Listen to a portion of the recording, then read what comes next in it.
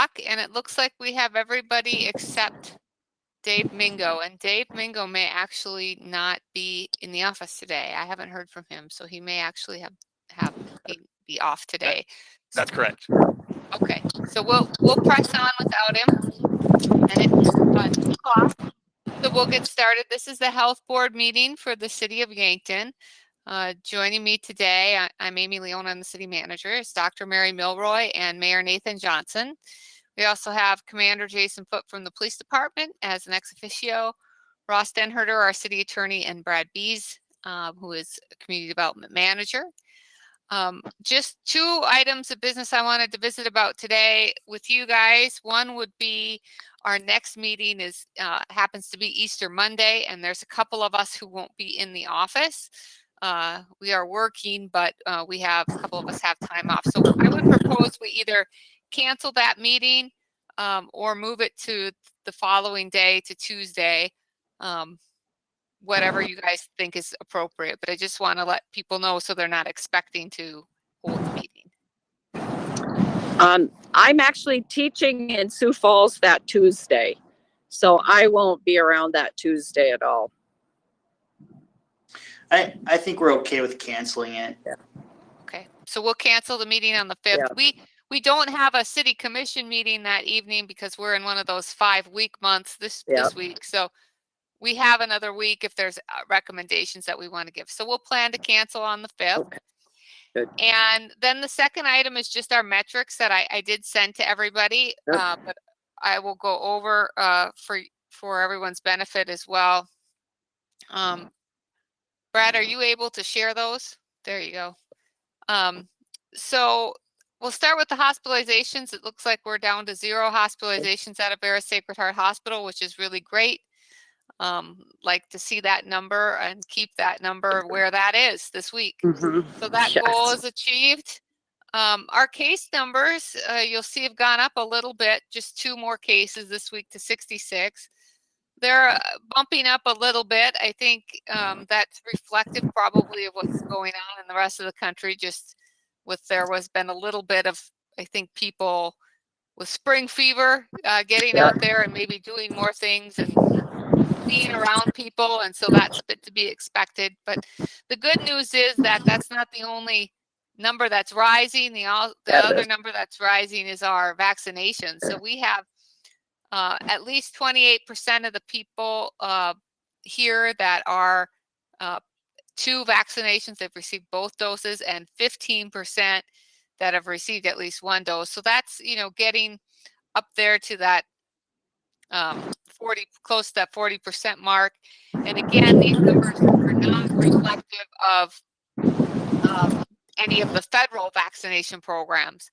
And I mean, if we can thumbnail, I guess, estimate based on our organization's population and the number of folks that got their vaccination through the federal program, I would say that number, if that's reflective of the community, would be 10 to 15% more. So I don't know that, that's just a speculation, but I think that, the point being that this number is actually better than it looks like here. This is just from reported from the state. So I don't have anything else to add or any other comments for the commission other than to encourage vaccination as we go forward.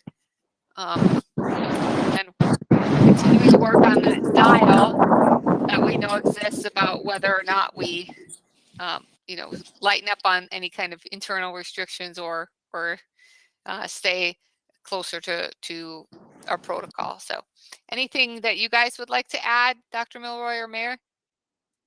It's certainly very encouraging that the immunizations are going so well.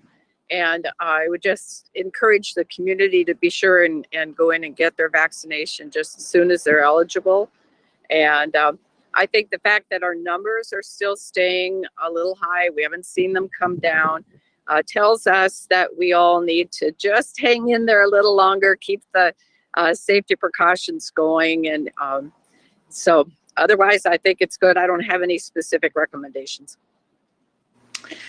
Some information I became aware of today is the variants are here, and it appears that they're the UK variant in particular will probably be the dominant strain shortly, if it's not already.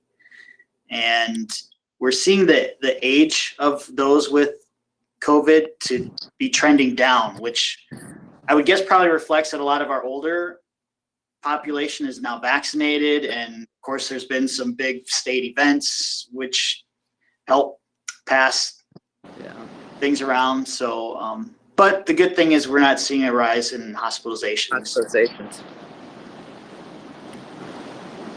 Yes, I mean, certainly we don't want the variants, but I think there is maybe even a little good news in that if the variants are here and we're managing, that might show some good, I guess, efficacy of vaccine and the fact that we are equipped to handle it. So much better situation than perhaps we could have been if we didn't have as prolific vaccines.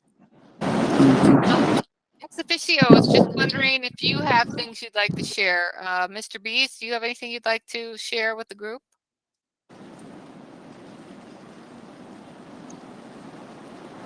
Yeah, the only you always talk about vaccine statistics every single week. In talking with Liz at the Very Sacred Heart Hospital, she's as interested as we are in what exactly those pharmacy numbers might be. So I'm confident she may have a greater ability to track that information down than I have. So stay tuned. Hopefully we might know more of that going forward. Good. Yeah, thanks, Brad. If we get those, we'll include that into our Cheerio here. Commander Foote, how about you? Nothing from the police department. Okay, that's good when they don't have anything to report. We like that. That is good news. Ross, how about from your spectrum?